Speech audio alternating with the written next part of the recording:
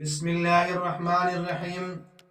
سامعین و ناظرین مکرم، مسئلہ یہ ہے کہ دودھ پلانے والی عورت جسے مرضیہ کہتے ہیں، اگر دن میں رمضان المبارک میں روزے کی حالت میں اگر وہ بچے کو دودھ پلاتی ہے تو اس سے روزے پر کوئی اثر پڑے گا یا نہیں پڑے گا؟